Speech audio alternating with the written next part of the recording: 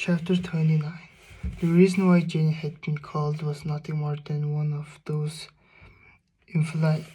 infantile seizures, the coming and result of which no man can predict 2 hours beforehand. Vesta had been seriously taken with a members group only a few hours before, and the development since had been so rapid that the poor old Swedish mother was half frightened to death herself, and hastily dispatched a neighbor to say that Vesta was very ill and Miss Kane was to come at once.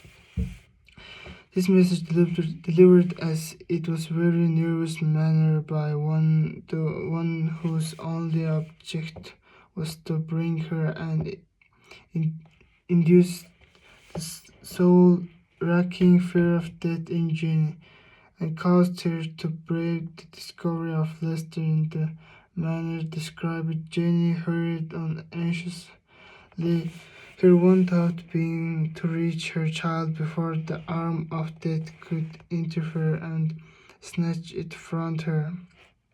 Her mind, her mind weighed upon by the legion of fears. What if it should already be too late when she got there? What if Vesta already should be no more?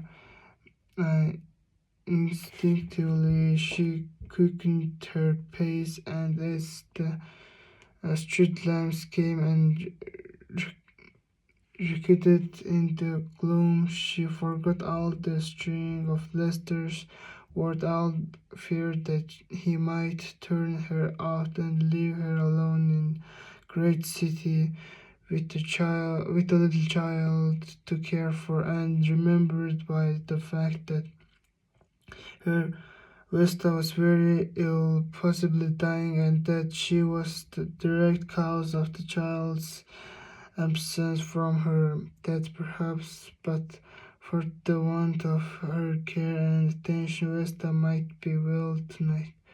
If I if I can only get there, she kept saying to herself, and then with that frantic unreason which is chief characteristic of instinct-driven mother, I might have known that God would punish me for my unnatural product.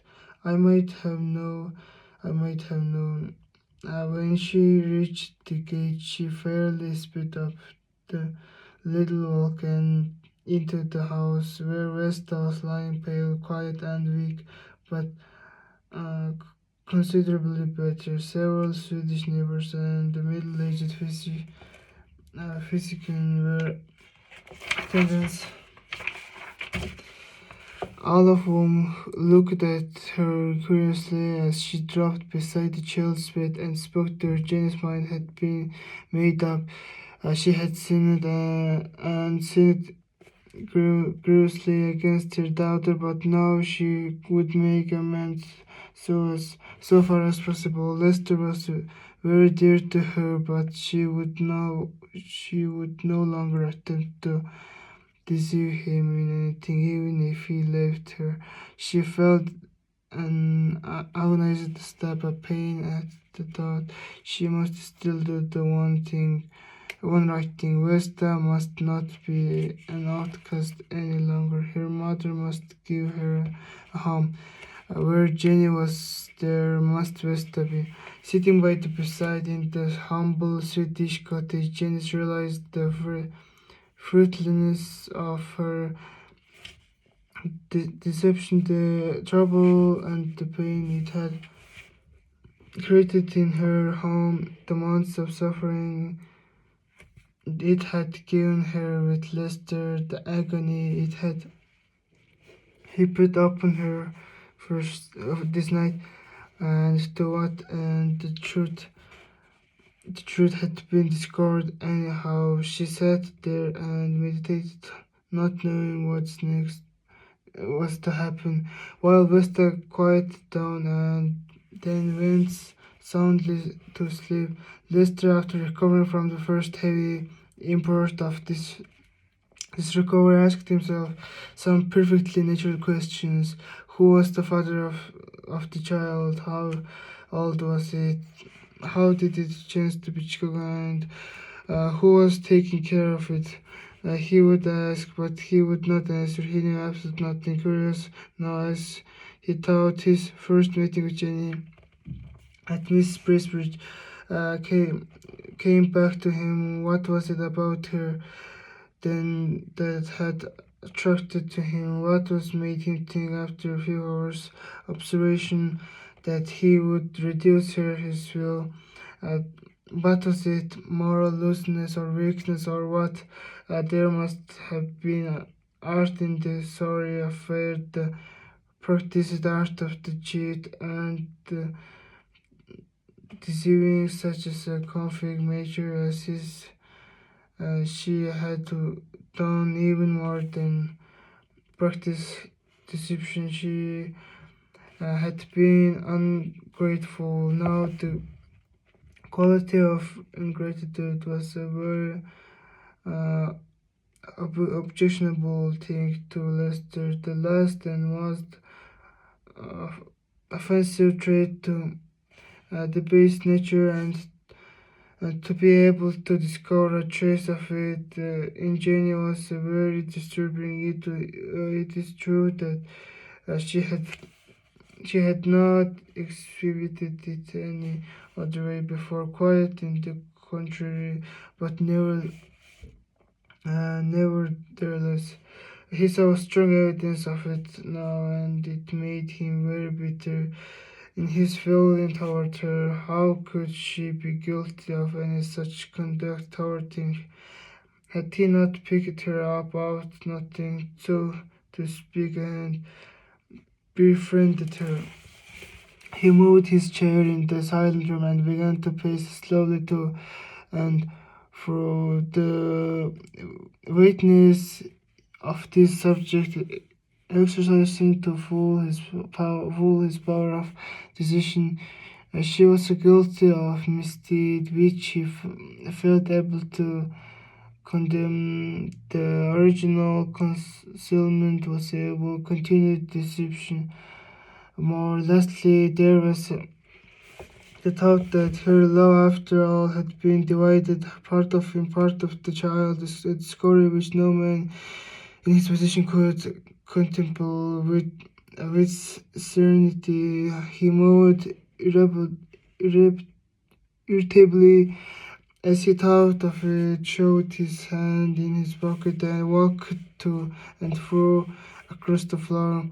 That's a man of Leicester temperament should consider himself wronged by Jenny merely because she had concealed a child whose existence was due to conduct no more regular than was involved later in the yielding herself to him was an example of those um, inex- inexplicable perversion of judgment to which the human mind, in this capacity of keeping of the honor of other, seems permanently committed. Lester, aside from his own personal conduct, for a man seldom judged with that independence, had faith in the ideal that a woman should reveal herself completely to the one with whom she's in love, and in fact that she had not done so was a grave to him.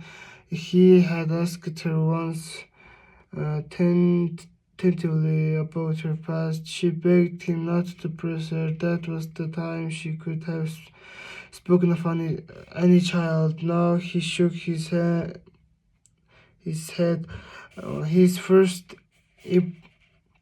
impulse after he had to the thing over was it was to talk out and leave her. At the same time, he was curious to hear the end of this business. He put out his hand and coat, however, and went out, stopping at the first convenience salon to get a drink.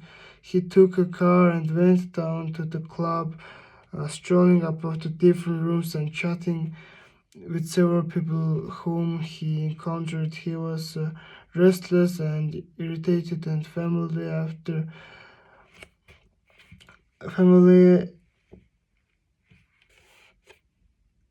family after 3 hour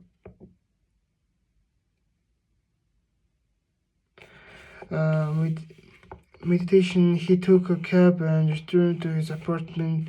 The distraught Jenny, sitting by her sleeping child, was at last made to realize by its peaceful breathing that all danger was over. There was nothing more than she could do for Vesta, and now the claims of the home that she had deserted began to researched themselves in the promise to Lester and the need of being loyal to her duties unto the very end. Lester might possibly be waiting for her. It was just probable that he wished to hear the reminder of her story before breaking with her entirely, although anguished and frightened,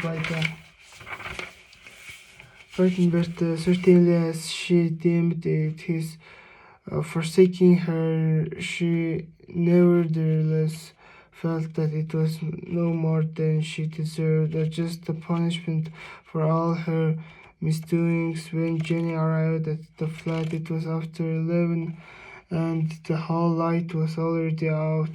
She first tried the door and then inserted her key. No one stirred, however, and opening the door, she entered. The expectation of seeing Lester sternly comforting her was not there. However, burning gas had merely been oversight on his part. She glanced quickly about, but seeing only the empty room, she came instantly to the utter conclusion that he had forsaken her, and so stood there, meditative, helpless figure gone, she thought. At this moment of his footsteps sounded on the stair. He came in with his derby hat pulled low over his broad forehead, close to his sandy eyebrows, and with his overcoat buttoned up closely about his neck. He took off the coat without looking at Jenny and hung it on the rack. Then he deliberately took off his hat and hung that up also.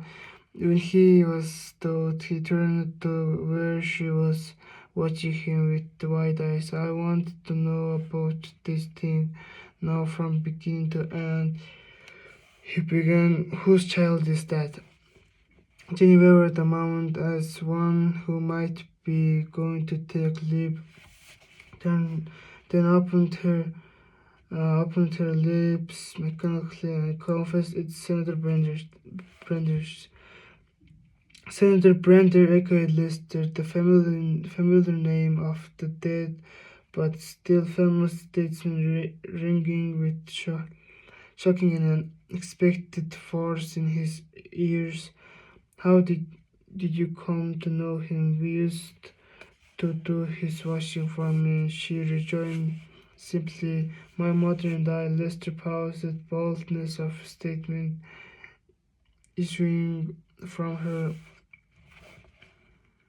sobering, even his rancorous mood. That dangerous child, he thought to himself, so that great represent representative of the interests of the common people was under the door of her. A self-confident washerwoman stopped a fine tragedy of low life. All this was. How long ago was this? He demanded, his face the picture of darkling mood.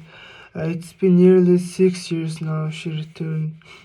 He calculated the time that had elapsed since he had known her and continued, how old is the child? She's a little over five. Lester moved a little to need some serious thought made his tone more uh, peremptory but less bitter. Where have you been keeping her all this time? She was at home until you went to Cincinnati last spring. I went down and brought her then. Was she there at the time I came to Cleveland? Yes, said Jenny, but I didn't let her come out anywhere where you could see her. I thought you said uh, I thought you said you told your people that you were married, he exclaimed, wondering how this relationship of the uh, child to family could be adjusted. I did, she replied, but I didn't want to tell you about her. They brought all the time intended to. Why? Well, why didn't you? Because I was afraid. Afraid of what? I didn't know what was going to become of me when I went with you. Lester, I didn't want to do her any harm if I could help it. I was ashamed afterward. When you said you didn't like children, I was afraid. Afraid I'd leave you, yes. He stopped.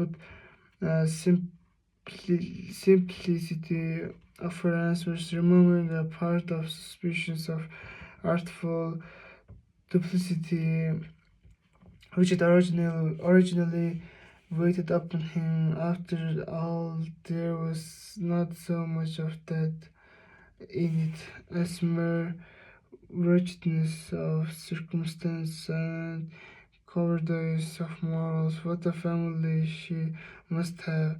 What a curmudgeon more natures they must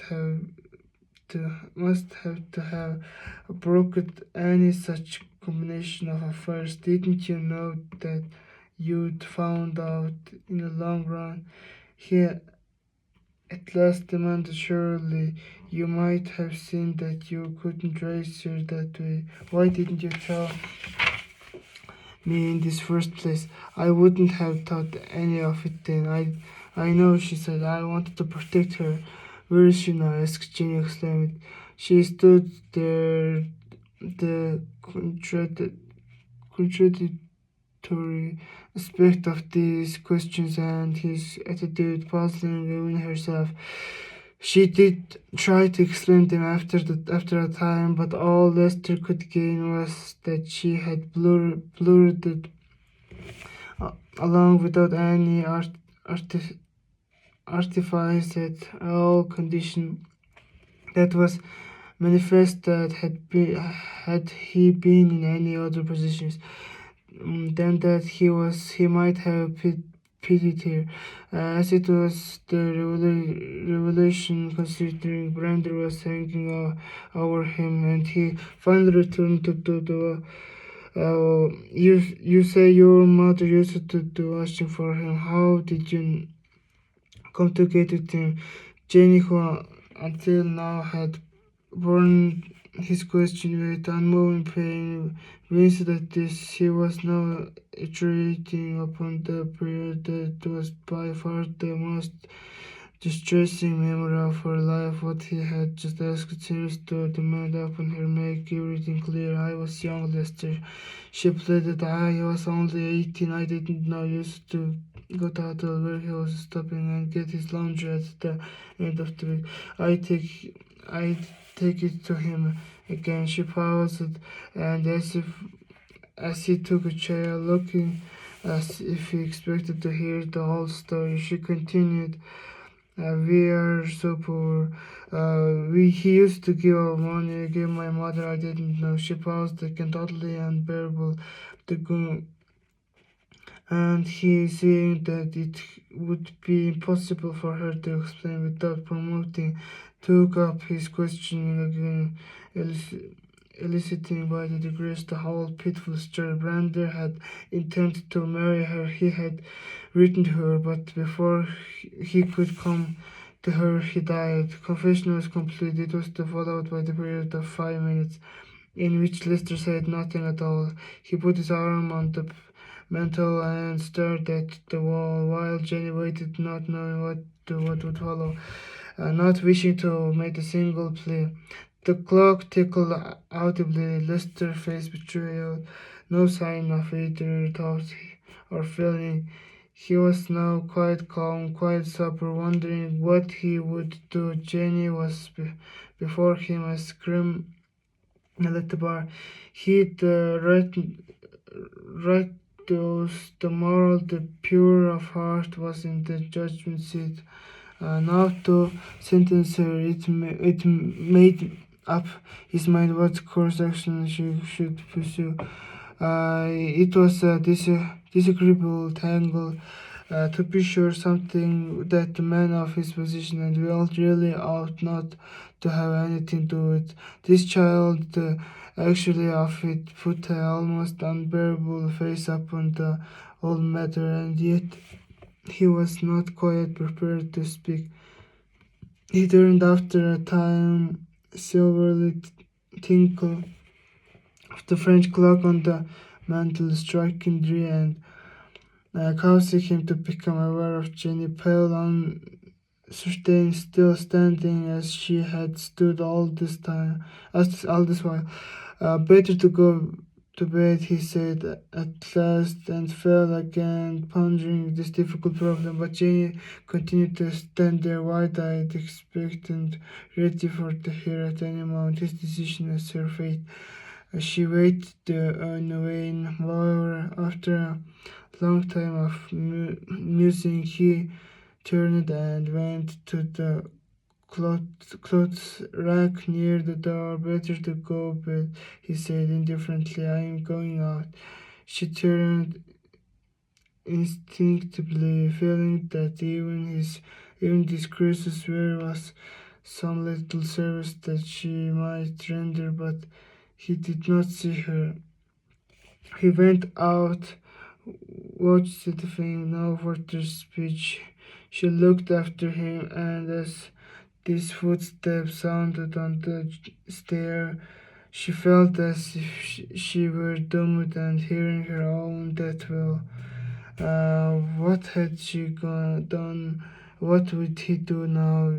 She stood there, dishonest of despair, and when the lower door clicked, moved her hand out, the agony of her supported hopelessness gone, truth gone.